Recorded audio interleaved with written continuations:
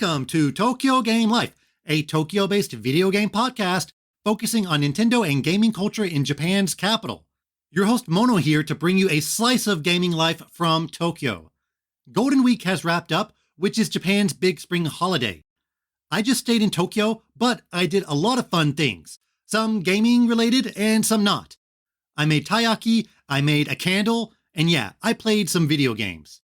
It rained a bit during the holidays, which means I had guilt-free gaming time.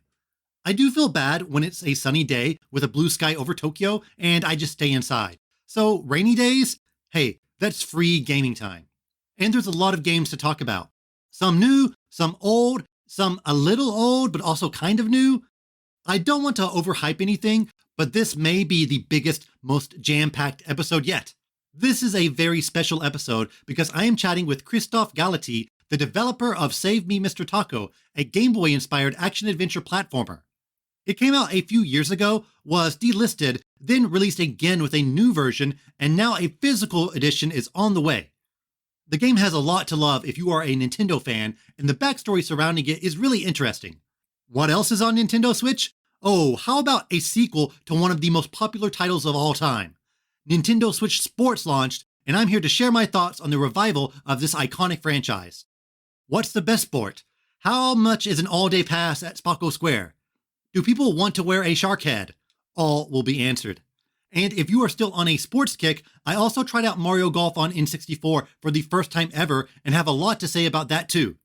Isn't it weird that Metal Mario has a metal golf club? How does that feel? And don't forget about the feature. This episode's feature is about Beep, a well-known retro game shop in Akihabara, most famous for selling old Japanese computers. We're talking PC-98, PC-88, FM Towns, MSX, you name it, I saw it.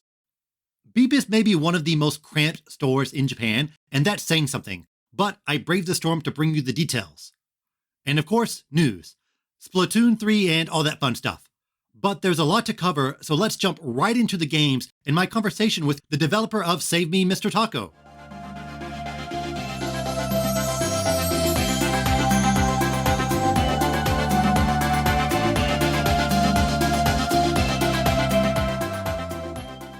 Let's chat games.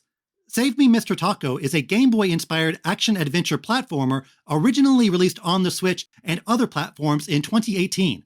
After being delisted in 2020, a new version titled Save Me Mr Tako Definitive Edition went on sale.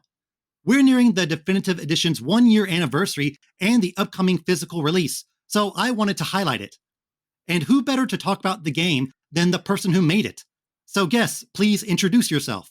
Hi, I'm Christophe Galati. I'm the creator of Save Me Mr Tako and basically an indie game developer from France. Thank you for joining me, Chris. We should start from the top. What are the origins of Save Me Mr Tako? Basically, I started creating games when I was 12 and using RPG Maker or RPG Tsukuru, as we say in Japan, a software a lot of people used. And I started by making Pokemon fan game and stuff like that. And I did that until I got my degree in high school. And then I went to study in game schools in Paris called Isart Digital. But there, I was not really motivated by the project during the second year. So I was kind of depressed because I have an internship where I worked for big brands like cheese brands and stuff like that to make serious games. And it wasn't funny at all. So I wanted to get back to the feeling I had when I was making passion project like I was doing with RPG Maker. And so, yeah, it was 2014. It was Game Boy 25th anniversary. And then I discovered takoyaki. Like I ate takoyaki for the first time in Paris. And I got the vision of an octopus character. So all of this merged in my mind and it led to Tako. What games served as influences and inspirations for Save Me Mr Tako? Many games became references because when I create game, I try to pay tribute to an era of gaming that helped me growing up. So I started with the Game Boy. So I took basically like Zelda Link's Awakening, Kirby Dream Land 2, For the Frog, the ball. I have to say, I don't remember the English name, but For the Frog, the Bell Tolls. Yes, this one, and many games like that. And also, I'm a very big JRPG player, so there's always a bit of Final Fantasy VI in my creation. Mm. But also I try to take inspiration in my own culture and life. So it talk about themes that really touch me, like tolerances and yeah, war and stuff like that. So it's kind of a big story packed in a kind of cute game. Yes, the game has quite an expansive story. What made you want to implement a JRPG style story instead of a simpler one like many Game Boy platformers? Well, I create game to tell stories, so yeah, I know the kind of game is not the best one to tell story, but I wanted to do it anyway because if there was no story, wouldn't have had the motivation to make the game. So yeah, I added a story, and that's what I'll keep doing in my future game too. But yeah, I wanted to tell something with Taco, and I'm glad I was able to do it. When I played it, I immediately thought of the ice beam from Metroid. Making platformers with the ice beam is such a small part of that game, but the mechanic of shooting enemies to make platforms is more prominent in Save Me, Mr. Tako. What fascinated you about this gameplay mechanic? Well, I had the idea of an octopus character. I tried to think of what can an octopus do. So there was a few options, like the tentacle, so maybe a grappling hook, or then the camouflage, like changing his color or stuff like that. But as I was in a Game Boy type game, there was no colors. And the last one Mm. was the ink. So I stick with this one because I also played a lot of Metroid and. And yeah, I think I implemented it, and when it worked, I was it's fun. So I built on that. But yeah, very quickly I added the add feature, like the kind of the one we can have in Kirby, like having many powers. So that stayed the core of the gameplay. The Game Boy style graphics look very authentic. What were some of the challenges you came across when trying to stay faithful to the look of the classic Game Boy titles? Yeah, for me it was a big learning experience because I used to do pixel art, but I wasn't really good at it before. And doing the Game Boy style really taught me about like palettes and shades, shadows, and stuff like that. But yeah, basically I made all the graphics using Microsoft Paint, so it was kind of a challenge. But being doing the big background or bigger monster sprite was the hardest thing for me. But I'm glad I managed to do it.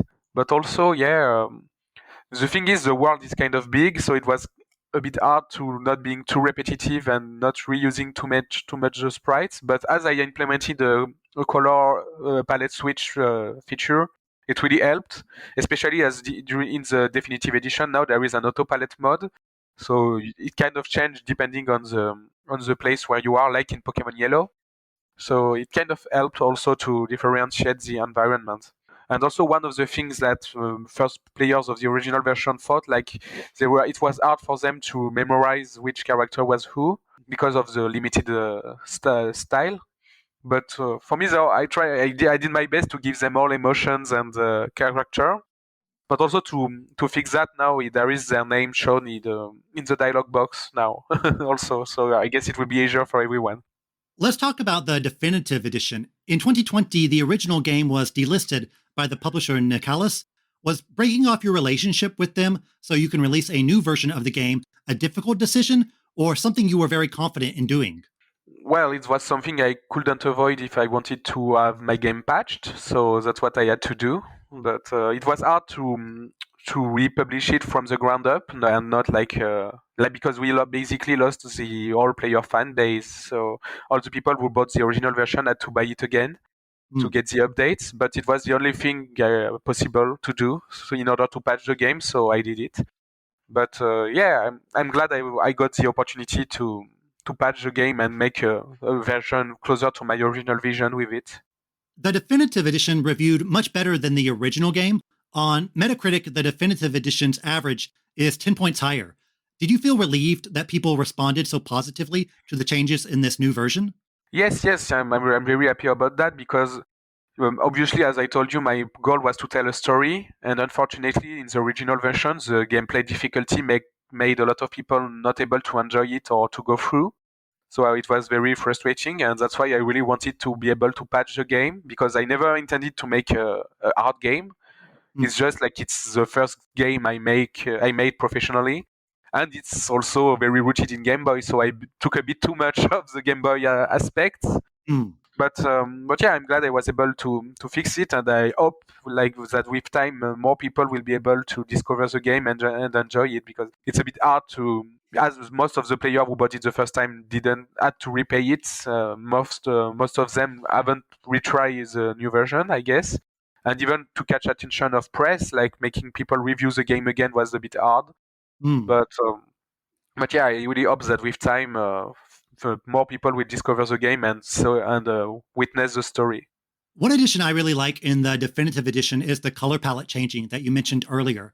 So why did you want to implement this feature?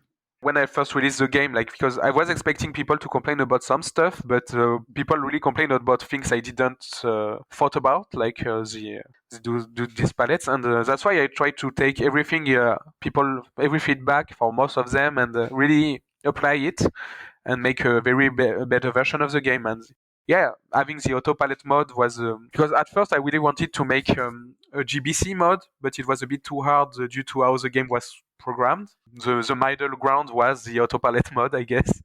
So at least it gave more personality and mood to the atmosphere and still look more colorful. Yes, you mentioned Pokemon Yellow earlier, and when I was a kid, how the color palette would change based on which city you are, that was definitely mind-blowing to me as a child. Yeah, for me too. And also, yeah, because like the palette switch feature was really implemented very early on in the game development. It was one of the first thing I wanted to do because I also played a lot of Game Boy games on the Game Boy Color because I never owned the original Game Boy when I was young. I started with the Color, but I played a lot of Game Boy game on the Color system, so that's why I wanted to have this feature to be able to change.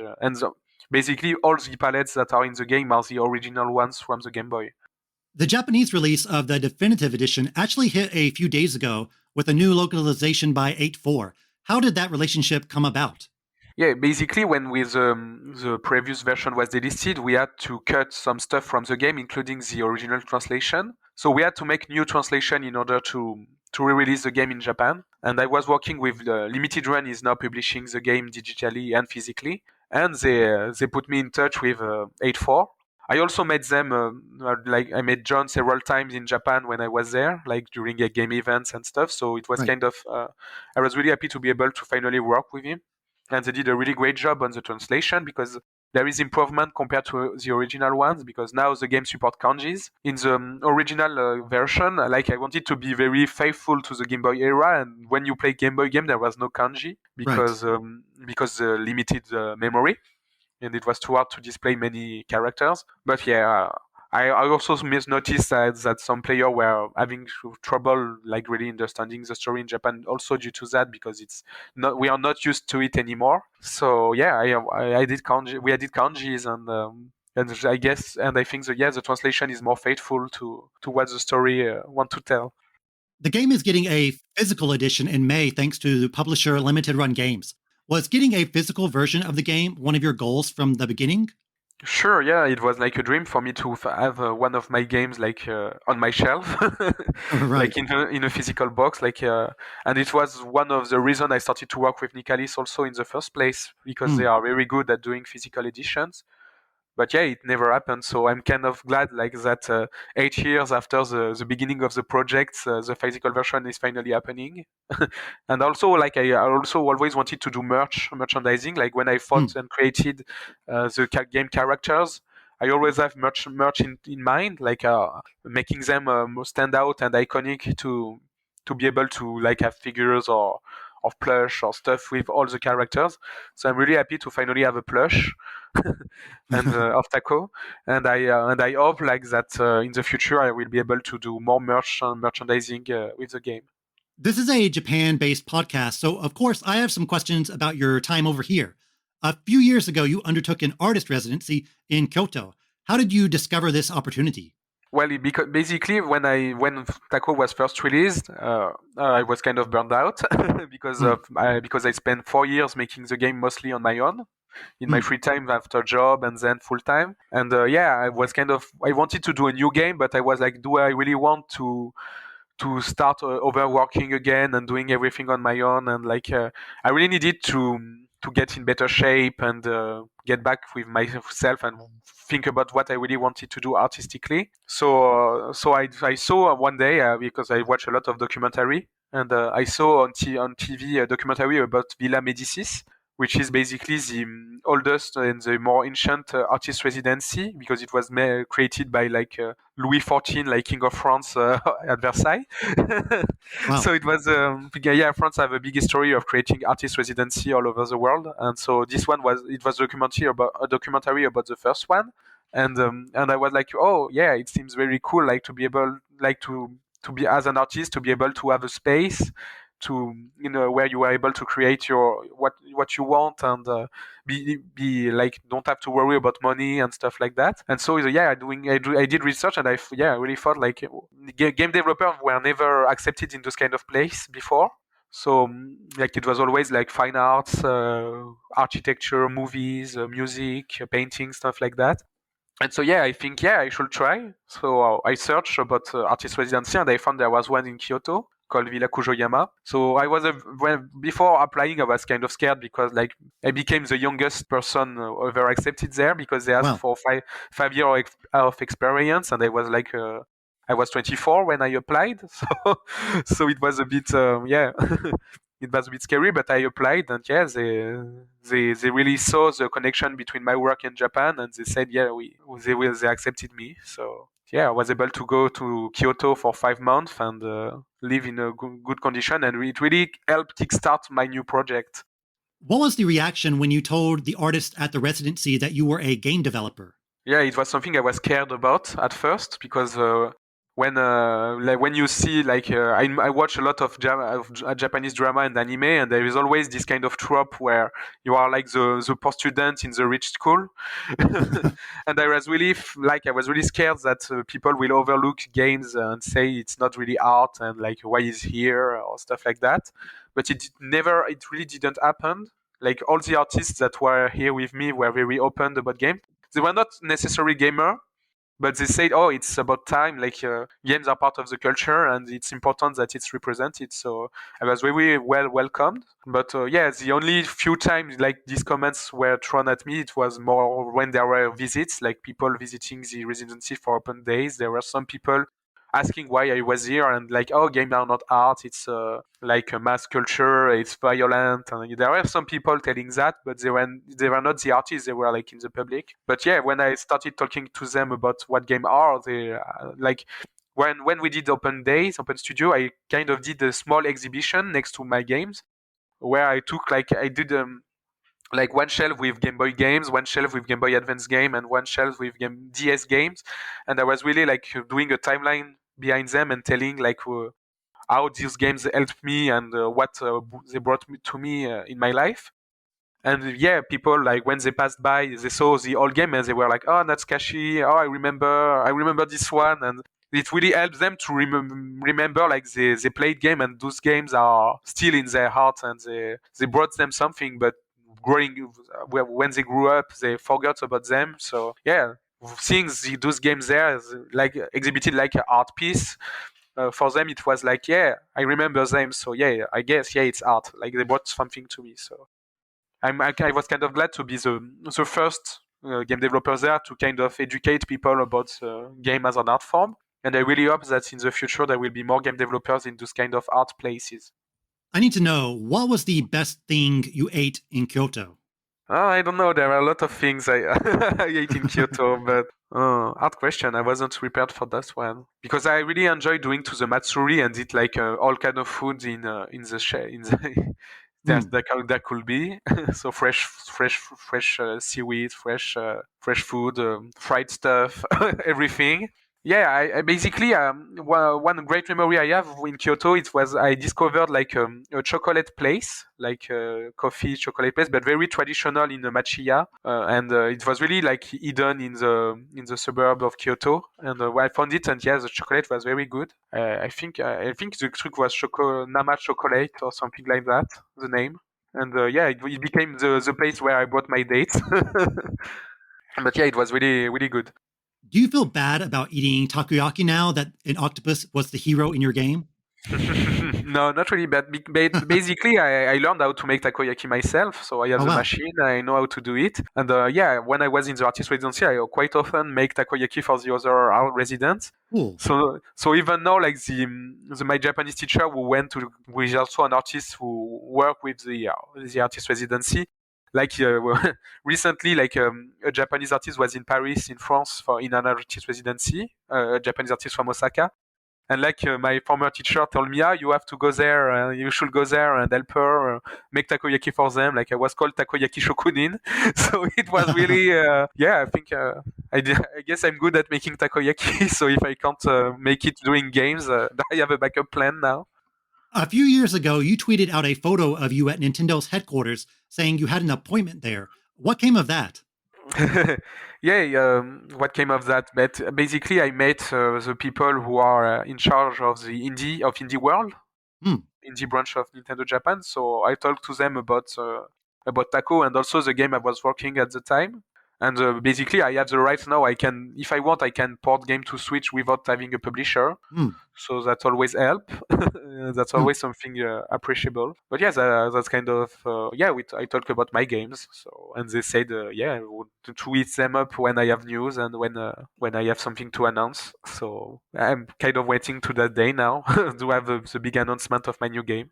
Do you have any plans to return to Japan after they open up the country? Yeah, I really hope I can return somehow, like doing game events again, because before going to that residency, I did Tokyo Game Show in 2016 and Beat Summit the year after, and it was really a good experience for me. And also when I was attending the residency, I organized a game jam there. So game jam is like a small event where people gather to create games together. And I organized one at the villa, and I really want to be able to make that again, like continue to make it like something that happen every year, like organizing the game jams at the villa. That will be cool. But and I have many friends there, so I kind of want to see them. And Kyoto is really a magical place, so a part of you always stays there. Right. You are currently working on a new title, Himitsu Project. What can you tell us about this game? Yeah, but basically, Himitsu Project is the game I started during the residency, and as I mentioned earlier, like my goal is to take specific area of gaming. So I did Game Boy with Tako, and with Himitsu, I'm doing Game Boy Advance. So yeah, it's and this time it's an action RPG. It's kind of Illusion of Gaia, Gaia Gensoki meets Golden Sun, basically. And there will be a big story too, like in Tako. And this story is centered about the theme of secrets.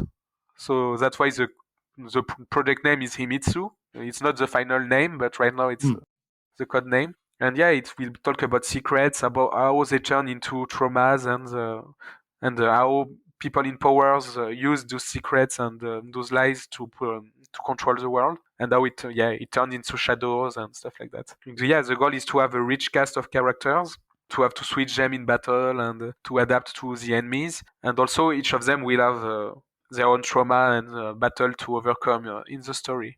Will Tako make an appearance or have a cameo in Himitsu Project? I can't really tell. You'll see when I have things to announce, but it's my own universe, so who knows? Final question. With the physical release, there's now a plushie of the game's hero, Tako. If you could pick one other character in the game to get a plushie, who would you pick? Yeah, it's really hard, but maybe I guess it will be the Octopus Princess Azuria, because octopus are easier to make as plushies, but right. Like the whole Octopus collection would be good. But I like the human characters as well, and that's something the game suffered a lot during communication before in the past. Like people were only focusing about octopuses, but the game, most of the game happened take place in the human world, so the human characters are really important too. So Prince Evan and Kid or Mireille or I would like to have like figures or also plushies of them. But for that we need partners, or I try to talk to Fangamer, so we'll see. All right. Thank you, Chris, for joining me today. Where can people find you, and where can people find Save Me, Mr. Tako? Thanks for having me. So basically, you can find me in most social media under the alias @ChrisDinios. Like it's on Twitter, Instagram, and Facebook. And you can find Save Me, Mr. Tako on Steam and on Switch. Great. And listeners, please check it out. It's definitely worth playing. Once again, thanks for joining me today again, Chris. Thank you. Once again, thanks to Christophe Galati for chatting with me. The Big N themselves released a new first-party title a few days ago. Nope, not Advance Wars. Nintendo Switch Sports, the spiritual successor and or sequel to Wii Sports. It's listed as being developed by Nintendo EPD, but if you dig into the credits, the lead producers from EPD4, Kawamoto and Shimamura, are on this game. EPD4 is known for their casual games with unique control methods like 1-2 Switch and Ring Fit Adventure. The director is Yoshikazu Yamashita, who directed Wii Sports and Wii Sports Resort. So a lot of the talent behind this game is who you would expect. There is a rumored sequel to 1-2 Switch happening this year, so we might actually see 2 projects from this team before 2022 wraps up. But enough scanning names in the credits, we've got a game to talk about. It's hard to exaggerate the impact of Wii Sports. It is likely among the 5 most important games Nintendo has ever put out. Think about it. The game brought attention to the Wii, helped develop a casual game market, which then bled into other industries like smartphone gaming, validated motion controls as an input method people were enthusiastic to try out. The influence of this game is still being felt today, albeit in more subtle ways. It became a legit crossover cultural phenomenon. How many grandmas playing Wii Sports stories did we hear in the late 2000s?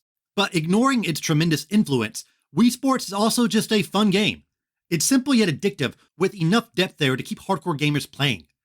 Wii Sports Resort was a meaty sequel that didn't conquer the planet like the original, but it still sold millions of copies and was very well reviewed. Did you know that there was actually a Wii Sports game on the Wii U? It's true. Wii Sports Club, which is sort of a remake of the original game. It had a completely bizarre release method.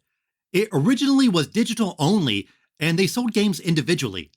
All the games weren't even available at first. It was only bowling and tennis, and then the others were gradually added over the next several months. It did get a retail version with all the games about 6 months later, but by then, nobody cared. Nintendo tried a lot of strange free-to-play, free-to-start, alternate payment plans, etc. during the Wii U and 3DS days due to the rise of smartphone gaming and because their business was in its darkest days in terms of consoles. Sorry, I am actually going to talk about Nintendo Switch Sports. I had to give some background because it's pretty interesting. The most popular game in the world got a sequel that did well, then a remake that nobody really noticed, and now it's back on Nintendo's best-selling console. And, well, it's sports. On your Nintendo Switch. It all feels incredibly familiar in a good way.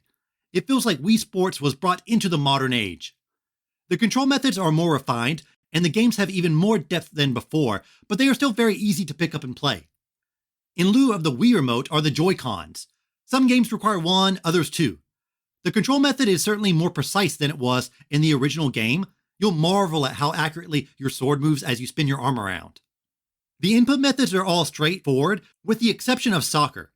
This utilizes both Joy-Cons and is the closest to using a traditional controller. The joysticks move your character and adjust the camera, plus you can dash and jump with the buttons. The motion controls come in when you kick or do a header. The controls are as smooth as you would like. Never did I think something wasn't registering. The mistakes were all on me, sadly enough. There are 6 games, a mix of classics and some new ones. Bowling and tennis returned from Wii Sports, and Chambara from Wii Sports Resort. Of course, I have to mention this. Chambara translates to sword fighting in Japanese. It often refers to samurai cinema as a whole. I guess calling it kendo wouldn't be accurate, and sword fighting is a bit violent, so Chambara fits better.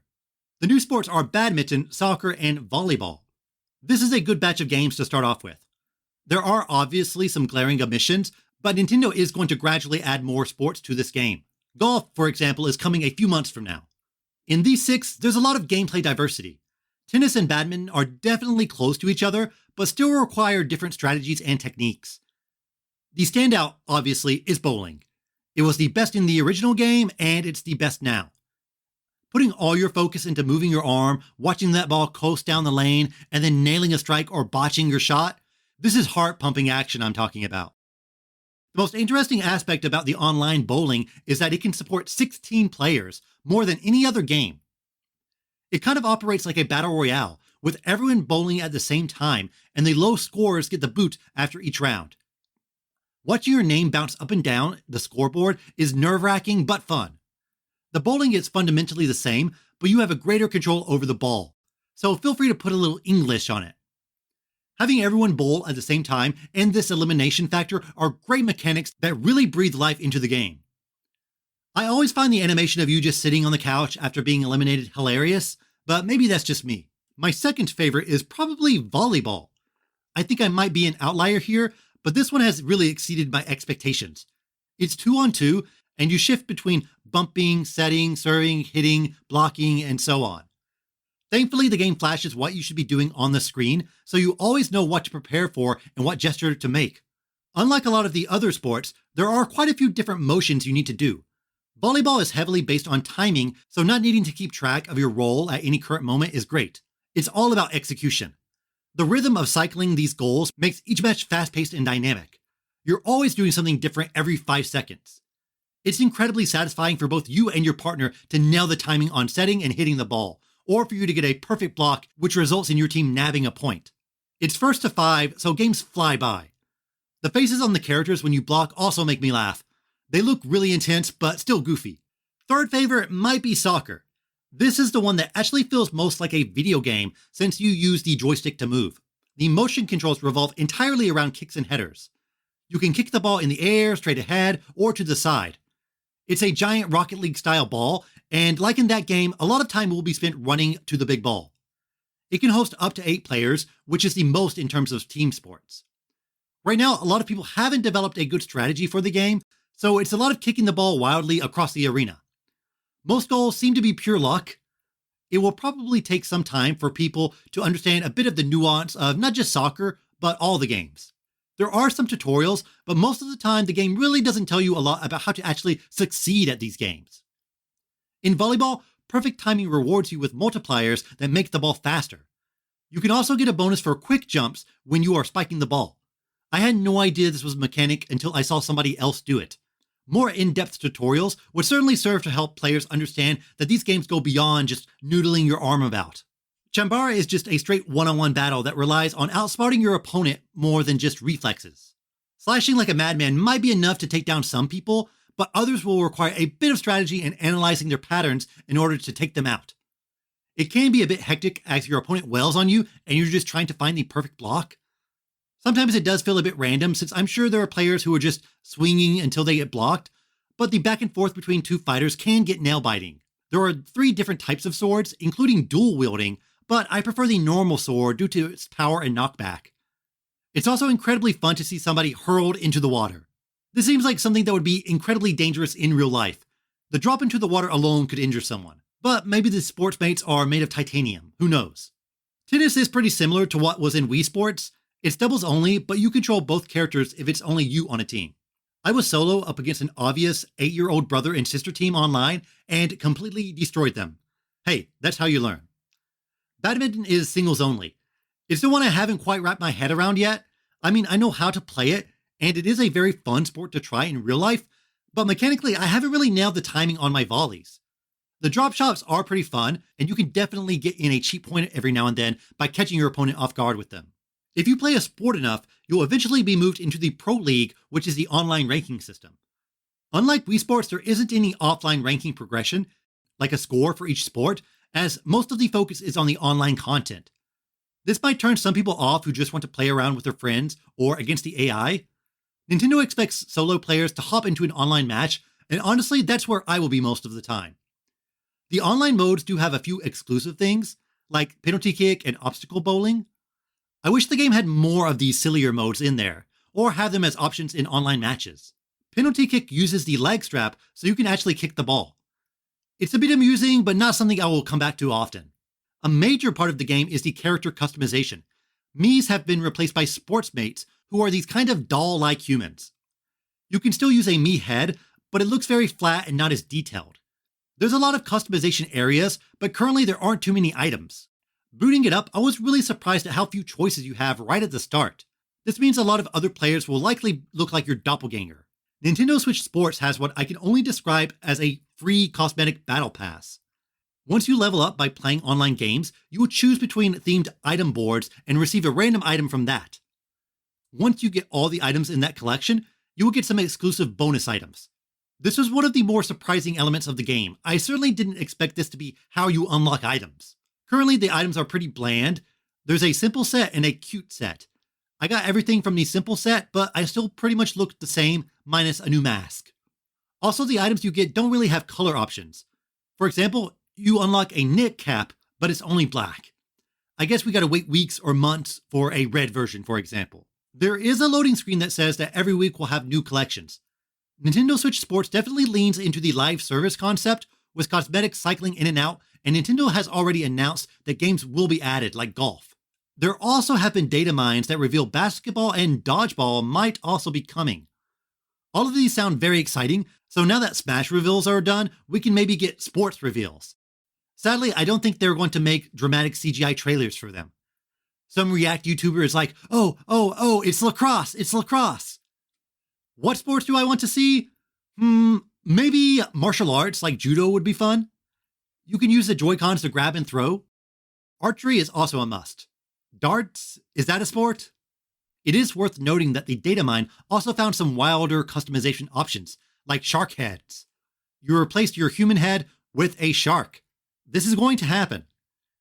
There is a squirrel character on the official page, so once these crazier customization options start to roll in, unlocking items will be a lot more intriguing. Please, Nintendo, do crossover collaborations. I want a Mario collection, a Zelda collection, a Splatoon collection. A small thing, but the game setting is quite interesting. Spako Square is kind of like a sports amusement park. Or imagine a downtown area in Tokyo was converted into some sort of super gym. There's definitely a lot of Japanese inspiration here in the design of the buildings and layout. The loading screen for Chambara says the red brick warehouse it takes place in was built 100 years ago when Spako was a harbor. This is absolutely based on the red brick warehouse in Yokohama, which is now a big shopping area. I love how Nintendo continuously draws from Japanese culture and isn't afraid to use that influence in games that are marketed towards a mass worldwide audience. One of the greener buildings also kind of reminds me of Miyashita Park in Shibuya. I'd love for a developer to come out and talk about the design inspiration for Spako Square. Sadly, you really don't see a lot of it outside the menu. I'd love to walk around in it. I've pretty much said all there is to say about Nintendo Switch Sports. It's a revival of the original game more than anything.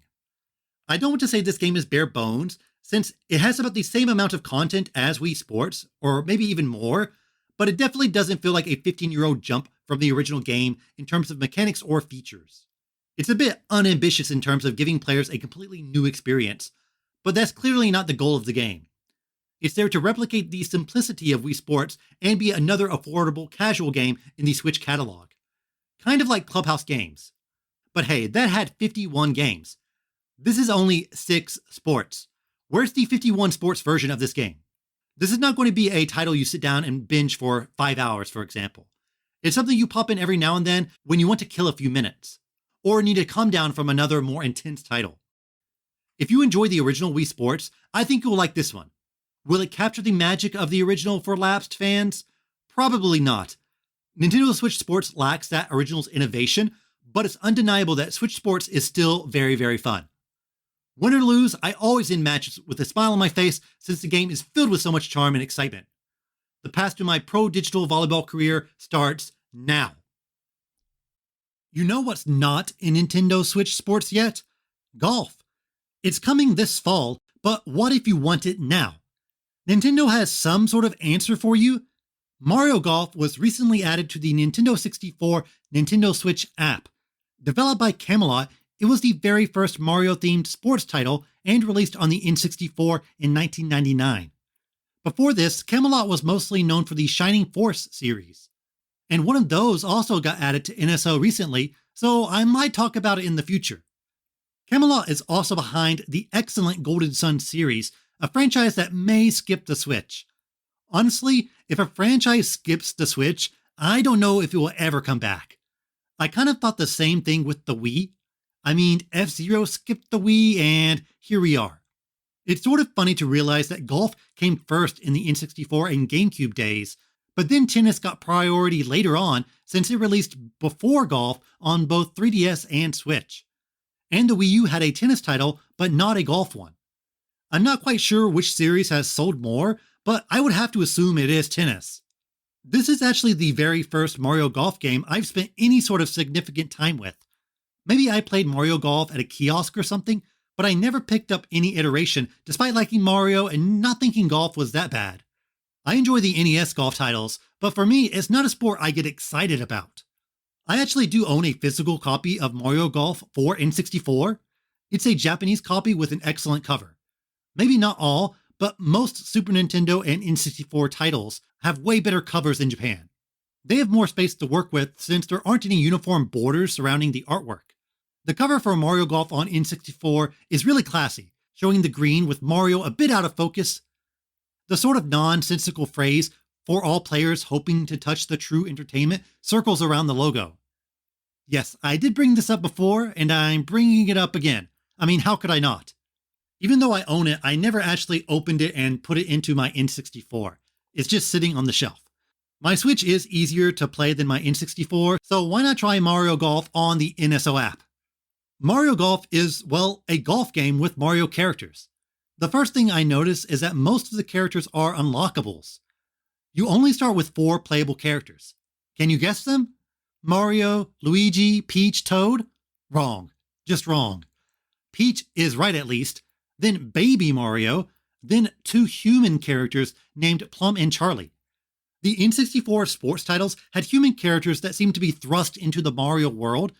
This sounds ridiculous at first, but I remember a lot of people liking this concept back in the day, and people are definitely nostalgic for these folks, even though they are very minor characters in the Mario canon. I gotta, of course, mention the Game Boy Color version, which released a few months after this one. Using the N64 transfer pack, you could transfer data and characters between the 2 versions. Tennis also had this, and I used this feature pretty often as I had both N64 and Game Boy Color versions of Tennis. It was a very cool idea, and the best implementation of the transfer pack after Pokemon, of course. But backing up a bit, a huge majority of the characters are locked. You have to unlock Mario. Mario! This seems pretty crazy today. Imagine if you had to unlock Mario in Mario Kart 8, for example. And Mario is not even the first character you unlock. Luigi is easier to get. I guess you gotta build up to him, but it would be kind of like having to unlock Ryu in Street Fighter, and you need to unlock 5 other people beforehand. A lot of the courses are also unavailable at the start. The game really puts an emphasis on progressing through the game and getting better at it to unlock content. It's an interesting comparison point to what the sports series are today. The tennis and golf games on Switch relied more on a live service type of delivery system, where they would patch in new characters, with most of the emphasis being on online play instead of a single player with a lot of modes. Here the game gives you the bare minimum and asks you to try to get it all. I suppose it's up to you to determine which is best. I honestly want unlockables. I want things to earn, although the allure of having everything at once is pretty tempting. The game does have an unlock nearly everything cheat, and after spending a bit of time with the game, yeah, I used it so I could see what it has to offer. If I paid $50 for this game, I would be pretty hesitant to use it, since I would want to get some hours for my money, but the game is quote-unquote free, and I have a growing backlog, so I just want to kind of mess around and see what the game has to offer. It's more of a curiosity than anything. Even if you like unlockables, the game is pretty sparse when you first start it. The later characters are so much significantly better than who you start with. Try Charlie and then try Metal Mario and tell me that they're balanced. It can be frustrating a bit at first since you are being forced to use these very basic, weak characters, but you still get a feel of the game's mechanics. Although the game has a very cartoony look and is filled with colorful characters, clouds with eyes, and all that Mario lightheartedness, it is quite deep and difficult. You have the typical golf clubs and can switch between normal and power strokes for distance. The wind and weather also need to be factored in. You can even move a cursor to indicate where on the ball you want to hit it, which affects how it moves through the air. All of these elements need to be factored into each stroke if you want to succeed. It is a pretty faithful recreation of actual golf mechanics, and it is not as arcadey as Mario Tennis. It can be quite difficult if you are not a golf expert, and there might be a lot of trial and error early on as your ball randomly flies into the bunker. This may be off-putting to those who kind of just want to mindlessly hit a ball around, but if you are a golf enthusiast, I think you'll be pretty impressed about how much depth there is to this game where you play as a monkey trying to hit a birdie in the desert. The courses are pretty straightforward. The first one honestly could be a golf course in real life, but they do get a bit more fantastical as you move along. Later ones have fairways that are split into small islands or have huge patches of the rough that you need to carefully maneuver around. Even so, it doesn't get super wacky. There aren't any obstacles like enemies trying to mess up your shot or timing it so you don't hit a thwomp or whatnot. I think I would have liked to have seen more of these elements in the game. More Mario and less golf, if that makes sense.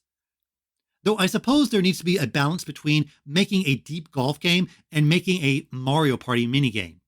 If you swing too far in one direction, you could lose a lot of people. The game definitely leans more towards a golf sim than Mario Party, that's for sure. The main mode is Tournament, where you go through 18 holes of golf. You then earn points which allow you to unlock more courses. So keep playing until you get good enough for more stages.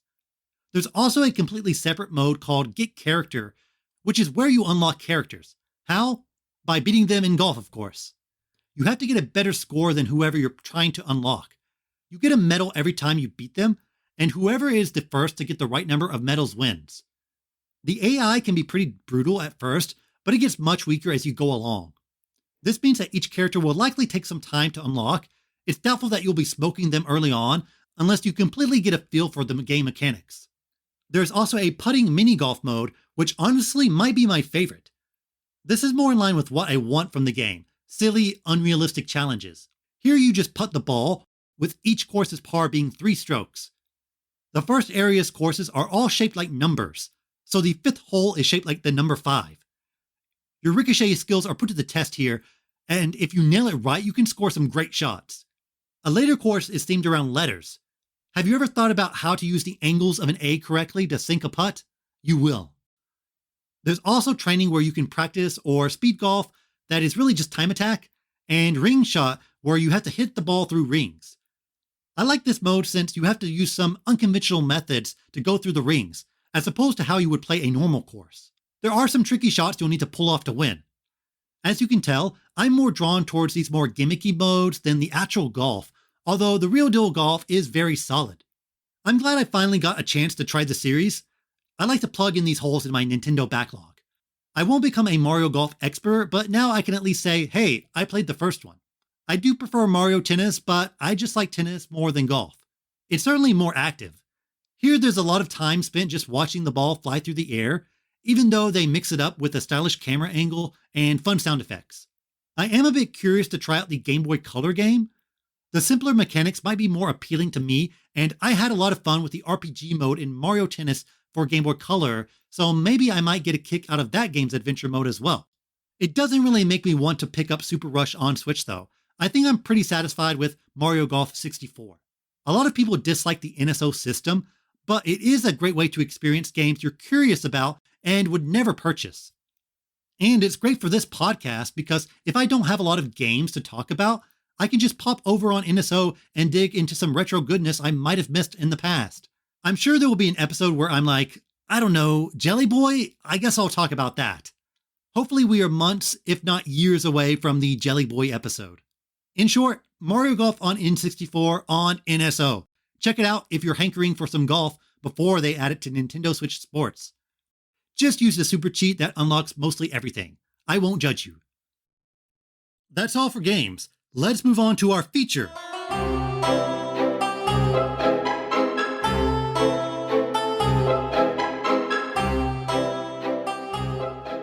Alright, let's hit the streets of Tokyo. This episode's feature is all about Beep, a retro computer and game shop located in Akihabara. Originally an e-commerce site, Beep opened up in Akihabara in 2015. Now, Akiba is no stranger to video game stores, both retro and new. It can be hard to stand out. Yeah, you have a dozen box copies of Super Mario Kart. Been there, done that. Once you've visited them enough, you do get a feeling of who has what. Okay, Surugaya has a better Game Boy Advance stock, but the prices are better at traders, but if you want Saturn games, you need to go to Super Potato, and so on.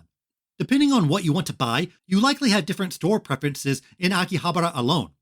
But there's one store that I would say has a truly unique inventory, and that's Beep. Although they have the typical retro games you'd expect, like old PS1 or Famicom games, their specialty is something else. They are most famous for their impressive stock of old Japanese computers. Nowadays, the computer industry has really been homogenized. You have Windows, you have Mac, but back in the 80s and early 90s, you had a variety of companies delivering their own distinct vision on what a computer should be. And in Japan, it was a whole different world. Japan had its own isolated computer industry that people outside the country know little about. And what are the most important functions for these computers? Gaming, of course. While Nintendo and Sega were vying for console supremacy, in the Japanese PC sphere, you had Fujitsu, Sharp, and NEC. Well, NEC was also in the console market with the PC Engine, but that was in conjunction with Hudson Soft. These early PCs had 8 and then 16-bit processors that were capable of gaming. Not only capable, the graphics were often far beyond what you would find on consoles. Dojin Soft, which are games made by hobbyists and not major companies, were a major component of early Japanese PC gaming. You could really think of them as the first indie games.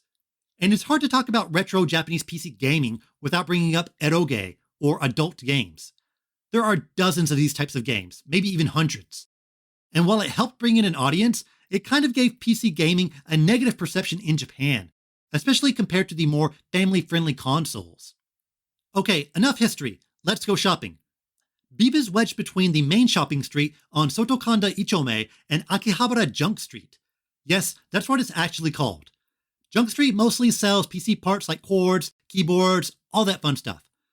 This is how I feel Akihabara was like before all the otakus took over. Before the anime, before the maids, just glass, wires, buttons, metal. By the way, dodging maid cafe workers is an important skill to learn when navigating Akiba. They mostly stand off to the side, but every now and then you'll turn a corner and, oh, maid. When you find the shop sign, you might be surprised that it's not some huge billboard looming over the street. Instead, it's waist high. That's because Beep is a B1 shop, meaning you'll have to delve down into the depths of Tokyo itself to visit the store. This is going to be a common theme for this segment. Beep is cramped, incredibly so. I will say that compared to my first visit a few years ago, it does seem slightly more spacious, but it's definitely not an easy store to maneuver around in. You'll discover this immediately when you're trying to actually get into the store, as the only entrance is a narrow staircase fit for one person. If someone is coming up, well, you're not going down. Eventually, though, you will be able to get into the shop. I visited a few days ago, so the layout and stock might be totally different from when you visit, but the first thing I noticed was a small arcade cab of Kiki Kaikai, aka Pocky and Rocky. Kind of ironic since I talked about it last episode, but they do have a new game. Beep is a small shop with narrow aisles. It doesn't have these seemingly endless rows of games like Super Potato. Everything is very tight, very segmented. Want to check out their console offerings first? Well, it depends if someone is in the way. You will often be at the mercy of other customers in the shop. If someone is in an aisle, they're essentially the king of the aisle. No one is getting in or out unless the sole person standing there decides to move. Fortunately, I was able to head straight for the PC hardware section. You'll be greeted by a dozen flickering CRTs. So many classic retro Japanese computers are right before your eyes, with games running on them. FM Towns, PC 98, Sharp X68000, MSX, everyone was here. I didn't mention it earlier, but MSX was Microsoft's attempt to break into the Japanese computer market, and it is likely most known today because the Metal Gear series started on there. There was a Panasonic FS-A1 type of MSX computer with that awesome red color that some MSX computers had. That red just pops. I think Venom Snake's robot hand in MGS5 is based on this color as well. Can I just say it's amazing how much branding and marketing has changed in the past 30 years? Back in the day, if you had a new piece of hardware, a new computer, apparently the marketing team just said, just throw in a bunch of letters and numbers, as many as possible. People will figure it out. Although you likely won't be walking out of the store with the computer under your arm, it's still a lot of fun just to see them up close. I don't know if there's a Japanese computer museum somewhere, but this is the closest thing to it that I've seen. You probably can't touch them at a museum either. I'm not sure if you're supposed to be fiddling with them here either, but you can at least poke around a bit. One thing you'll notice is just how small a lot of these computers are. They're very compact, a far cry from the massive towers that dominated the 90s and even early 2000s in the West. They definitely had a distinct look to them. Just buy one as a decoration for your room to make it retro chic, why not? A lot of them don't have prices listed on them, but poking around a bit, they do seem to be several hundreds of dollars. It's not just a game machine, it's a whole computer that probably requires a lot of upkeep. It is impressive that these old computers have maintained some value after all this time. Try selling a 2014 iPad. You're not going to get several $100s for it. For Nintendo fans out there, probably the most interesting thing in this section is a PC-88 running Donkey Kong 3. Nintendo licensed out their franchises to Hudson Soft, and several Mario-related games released on these PCs, but they are all pretty bad. Donkey Kong 3 isn't a port of the arcade game either, but some sort of different game with the same name. These NEC Nintendo games are definitely a weird oddity, but likely not worth playing. Last bit of interesting info in this area, there's just a box filled with Raspberry Pi Zeros. Definitely not something you will find at other game shops. If you already have an old school PC and want some software, they have a rather large section dedicated to it. Although there were many different Japanese PCs, eventually the PC-98 dominated the market, so most of the games released were for that. However, Beat does carry quite a number of games for different systems. You'll find a lot of predictable stuff here, like Falcom and Koei strategy games. Most of them are still preserved in these giant PC boxes. One fun thing to come across are the old HAL MSX games. Before Kirby, before Famicom, HAL made dozens of games for other hardware. It's pretty wild to see how diverse their lineup was before Kirby, then they just rode that pink train forever. Who knew the developers of Heavy Boxing for MSX would eventually make the best-selling fighting game of all time?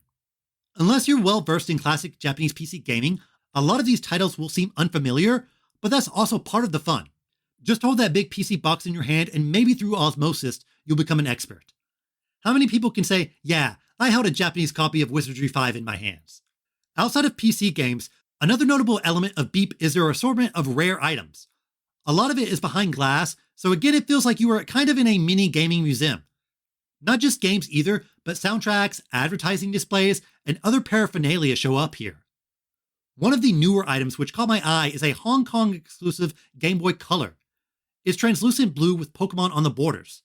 The power light is actually the center of the Pokeball. The price? 350,000 yen. I mean, I like the color, but I can think of other things to do with that money. Other oddities include a 45,000 yen poster of Capcom's The Punisher for the arcade. It's a huge poster and looks great, but again, that money could go elsewhere.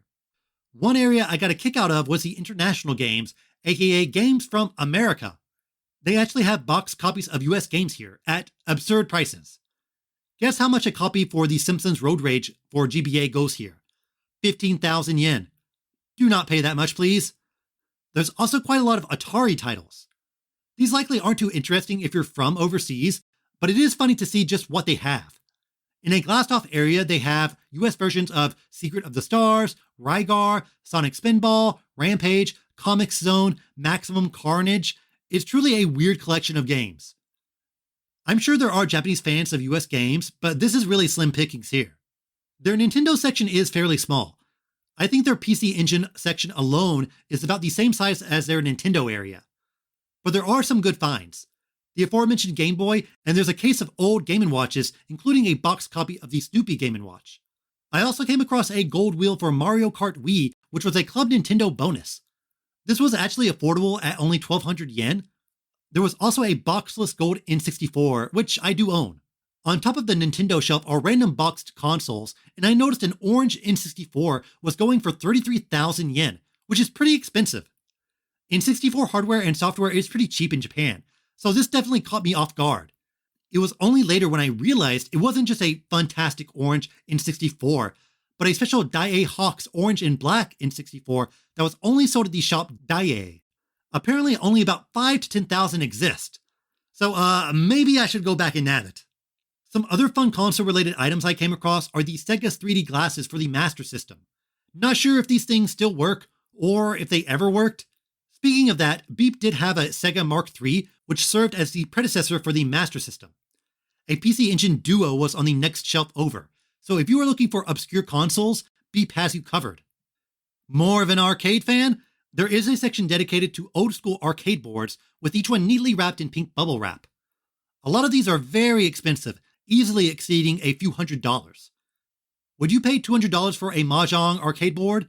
Someone might. They also sell JAMA adapters here in this section. There are even more obscure items like the panels of specific arcade cabinets. I was tempted to buy a plastic board that just said Namco on it. Outside of games, they carry a lot of soundtracks and old game magazines, especially related to old PC games. A lot of Dojin mags are also available here, and maybe nowhere else. Worth noting that Beep also published a game, Cotton Reboot. It's a remake of an arcade shmup, and it hit Switch last year. The story behind how a game shop suddenly became a publisher is pretty interesting.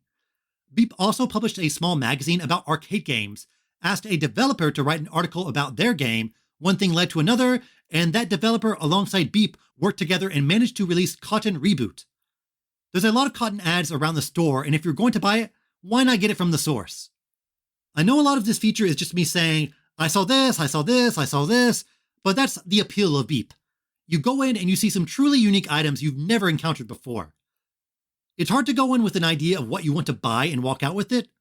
I'm not sure if a lot of people will pop by Beep and think, if they have an arcade board of Galaxian, I'll pick it up. A lot of Beep stock might be too esoteric if you're only interested in collecting console games, but I still think it's worth spending a bit of time in here if you're curious about old Japanese PC games and want to see some weird items behind glass that cost hundreds of dollars. That's it for this episode's feature. Now let's look at some news.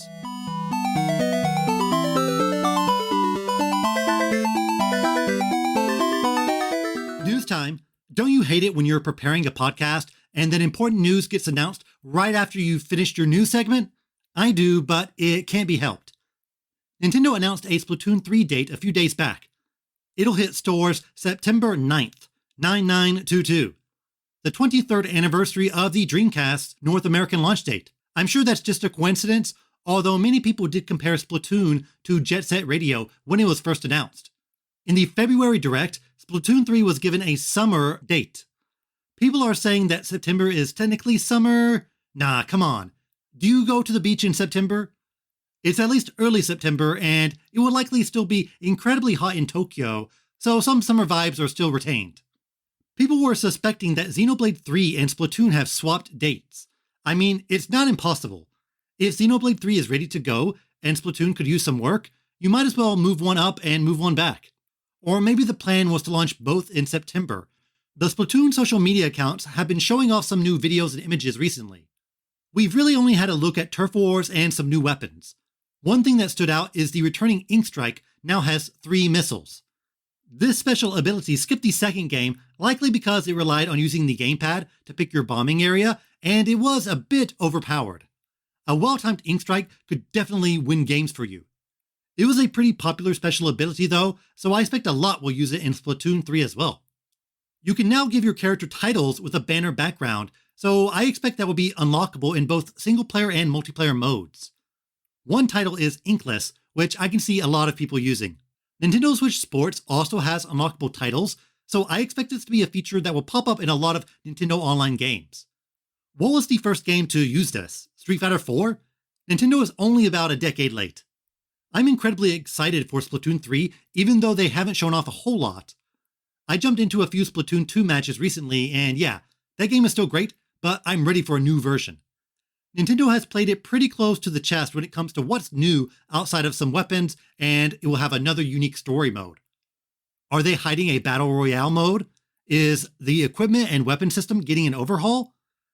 I suspect we will know about this sooner than later, as Nintendo is very likely to hold a June Direct that will spill the beans on their other titles for the back half of the year.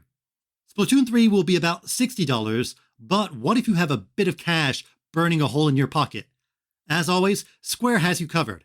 Square Enix recently announced a new statue in their Masterline series, one of Terra and her Magitech. The price? Only about $12,000 US. Dollars, not yen. Only 600 will be made, with 150 being set aside for Japan. We are in the golden age of scalpers, especially when it comes to game-related items, but I doubt many people will be chomping at the bit to reserve this. I must admit the statue looks incredible, but not $12,000 incredible. Square's game merch is always at a premium price though. I suppose they want to make their customers think that these are prestige items, but plastic is plastic. You know how many Splatoons you could buy for $12,000? A lot.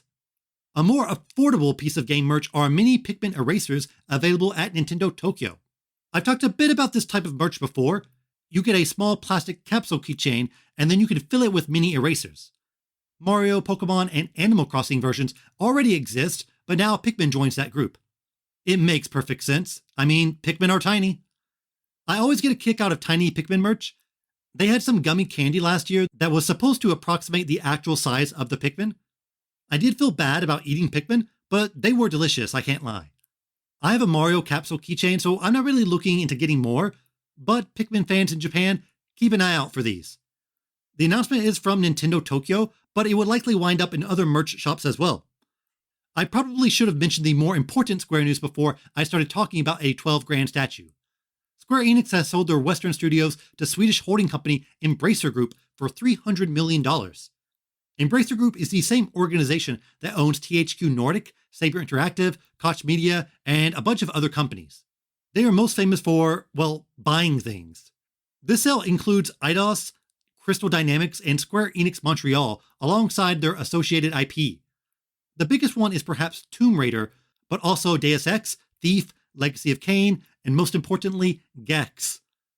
This is a pretty shocking acquisition, but it starts to make sense after some recent games performed under expectations. The most notable being The Avengers, which was critically thrashed and hit bargain bin soon after release. Guardians of the Galaxy, which was praised, also didn't seem to make a big dent. Plus, the latest Tomb Raider game was said to be a step down from its predecessor. And even going back further, the last Deus Ex game didn't sell as well as the reboot. It seems wild to get rid of all these IPs, and $300 million really does seem like a bargain for Embracer Group. Tomb Raider alone is a pretty notable media franchise in itself. If someone suddenly announced a new Tomb Raider game, people would be interested. It also has a bit more cross-media appeal than a lot of other video game franchises. Some have speculated that Square is getting rid of their Western studios to set the Japanese studios up for a sale, possibly by Sony, but I feel this is pretty far-fetched. That would certainly be damaging to Nintendo fans. Square doesn't treat the Switch as their primary platform for AAA releases, but they have put out a lot of notable content on the Switch. It could just be an issue where these huge AAA games they've been focusing on haven't really worked out, so they want to shift their priorities back to Japanese studios and invest there. Cranking out one new Final Fantasy game every 6 years probably isn't ideal for Square, so anything to help lighten the load would be welcome. Hey, how about yearly dungeon encounter games? I wouldn't complain. Now for some Japanese software and hardware sales. We have to wait about one more week for full Golden Week data, but Nintendo Switch Sports sold 190,000 physical units during its launch week in Japan. This is about in line with expectations. I assume it likely has a high digital attach rate since the physical version is 1,000 yen more expensive since it is bundled with the leg strap. And yeah, you can enjoy 95% of the game content without the leg strap, so I think people who aren't physical game collectors likely went the cheaper route. This type of game is not one where it really makes most of its sales in week one. It'll likely be a strong seller throughout the year, similar to other casual titles like Ring Fit and Clubhouse games. Nintendo Switch Sports turning into a Ring Fit level of success might be unlikely, but it's an easy multi-million seller. It will be continuously supported throughout the year, and likely next year too, so it will occasionally get some bumps in sales every now and then. Powerful Pro Baseball did take the number 1 and 2 spots during its debut a few weeks ago, with 92K on Switch and 54K on PS4. That's quite the gap, as the PS4 version was only about 2,000 units away from the Switch version 2 years ago. Switch has been selling a fairly consistent 60K units per week in Japan recently. We're really just waiting for these Golden Week numbers to come in before we get some really spicy sales news. Next episode, everyone. Let's move on to the Japanese gaming phrase of the week. This episode's phrase is konerosu, konerosu. This is a loan word from English. Well, actually 2 loan words. Can you guess the meaning? Konerosu is actually connection lost. Japan loves to shorten phrases, so take kon and take loss and you have konerosu. It refers to when your online cuts out in a game. This isn't a gaming specific phrase, but one that probably pops up more than you'd like it to. A little behind the scenes, about 5 seconds before I was set to interview my guest for this episode, my internet completely cut out. Now that's a bad konerosu moment. It got fixed quickly though, but yeah, panic mode set in. Once again, konerosu. Now for the Japanese tweet of the week. I've chosen one from artist at MokuSSBU. It's fan art of the Pokemon Shuckle looking at a glass vase filled with flowers. That's it, that's the tweet. I gotta work in Pokemon somehow. Shuckle is one of my personal favorites, so I'm glad it gets some shine every now and then. This artist has a lot of other evocative Pokemon art, so check it out. The tweet is in the description as always. That's all this time.